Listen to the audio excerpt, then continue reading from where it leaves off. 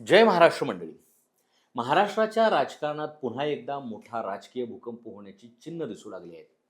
2022 मध्ये एकनाथ शिंदे यांच्या बंडानंतर शिवसेना दोन गटांमध्ये विभागली गेली. त्यानंतर निवडणूक आयोगाने पक्षाचं नाव आणि धनुष्यबाण चिन्ह शिंदे गटाला देऊन टाकले.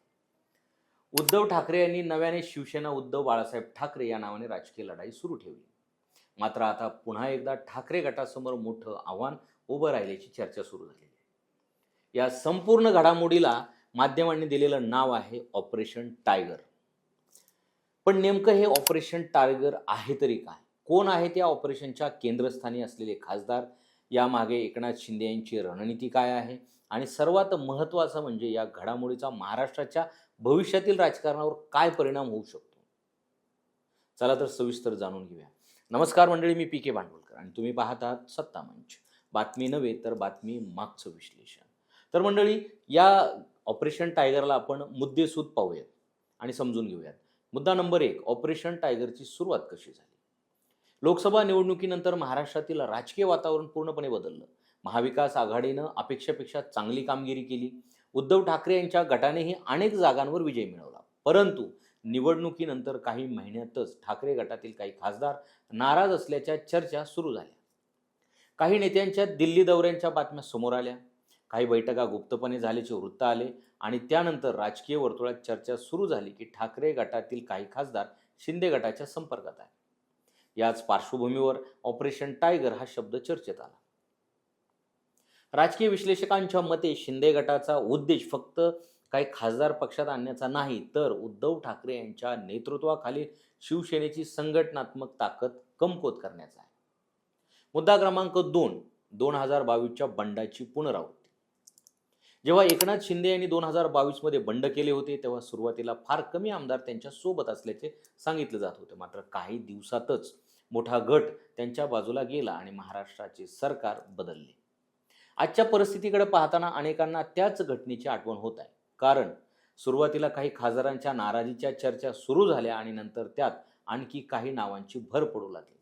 यामुळे उद्धव ठाकरे गटांमध्ये चिंतेचे वातावरण निर्माण झाल्याचं बोललं जात आहे. मुद्दा क्रमांक 3, ओमराजे निंबाळकर यांच्या नावाची चर्चा का?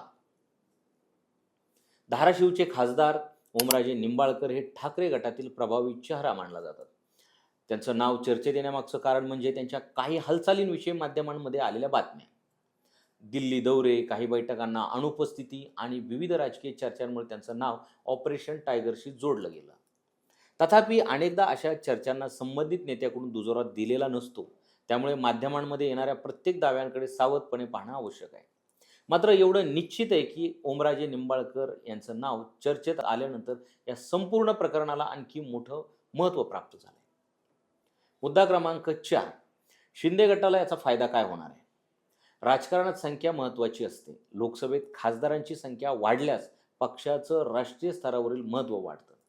त्याचबरोबर महाराष्ट्रातही राजकीय संदेश जातो की पक्षाची ताकद वाढत आहे. जर ठाकरे गटातील प्रभावी नेते शिंदे गटात आले तर स्थानिक स्वराज्य संस्था निवडणुका, जिल्हा परिषद, महानगरपालिका आणि आगामी विधानसभा निवडणुकामध्ये त्याचा फायदा होऊ शकतो. याशिवाय उद्धव ठाकरे यांच्या नेतृत्वावर प्रश्नचिन्ह निर्माण करण्याचाही राजकीय प्रयत्न असू शकतो. मुद्दा क्रमांक 5, ठाकरे गटाची भूमिका नेमकी काय? उद्धव ठाकरे यांच्या गटाकडून मात्र सातत्याने असा दावा करण्यात येत आहे की पक्ष एकसंघ आहे. संजय राऊत आणि इतर नेत्यांनी अनेक वेळा स्पष्ट केलेलं आहे की माध्यमांमध्ये ज्या बातम्या येत आहेत त्या अतिशयोक्तीपूर्ण आहेत.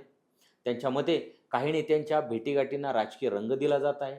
ठाकरे गटाचं म्हणणं आहे की पक्षाचे खासदार आणि कार्यकर्ते अजूनही उद्धव ठाकरे यांच्यासोबतच ठामपणे उभे आहेत. मुद्दा क्रमांक 6, खरा प्रश्न, व्यक्ती की विचारधारा? या संपूर्ण प्रकरणात एक मोठा प्रश्न समोर येतो. शिवसेनेतील संघर्ष हा केवळ व्यक्तीमधील सत्ता संघर्ष आहे का, की हा विचारधारेचा संघर्ष आहे? एकनाथ शिंदे यांचा दावा आहे की त्यांनी बाळासाहेब ठाकरे यांच्या हिंदुत्वाच्या विचारासाठी वेगळी भूमिका घेतली, तर उद्धव ठाकरे यांचे समर्थक म्हणतात की ही लढाई शिवसेनेच्या मूळ संघटनेच्या अस्तित्वाची आहे. म्हणून प्रत्येक फूट, प्रत्येक बंड आणि प्रत्येक पक्षांतराला केवळ राजकीय घटना म्हणून पाहता येत नाही. त्यामागे शिवसेनेच्या भविष्यासाठी सुरू असलेली मोठी लढाई दडलेली आहे. मुद्दा क्रमांक 7, महाराष्ट्राच्या राजकारणावर परिणाम. जर ऑपरेशन टायगर यशस्वी झाले तर महाराष्ट्रातील विरोधी राजकारणावर मोठा परिणाम होऊ शकतो. महाविकास आघाडीतील समतोल बदलू शकतो. ठाकरे गटाची ताकद कमी होऊ शकते, तर दुसरीकडे शिंदे गट आणखी मजबूत होऊ शकतो. पण जर ही मोहीम अयशस्वी ठरली तर त्याचा उलट परिणाम होऊ शकतो आणि उद्धव ठाकरे यांना सहानुभूतीची लाट मिळू शकते. त्यामुळे पुढील काही आठवडे महाराष्ट्राच्या राजकारणासाठी अत्यंत महत्त्वाचे ठरणार आहे. ऑपरेशन टायगर हा फक्त काही खासदारांच्या पक्षांतराचा विषय नाही. हा महाराष्ट्रातील सत्ता समीकरणांचा, शिवसेनेच्या भवितव्याचा आणि उद्धव ठाकरे विरुद्ध एकनाथ शिंदे या राजकीय संघर्षाचा पुढचा अध्याय आहे. आज परिस्थिती पूर्णपणे स्पष्ट नाही. अनेक दावे आणि प्रतिदावे समोर येत आहेत. मात्र एक गोष्ट निश्चित आहे, महाराष्ट्राच्या राजकारणातील हा संघर्ष अजून संपलेला नाही. उलट येणाऱ्या काळात तो आणखी तीव्र होण्याची शक्यता आहे.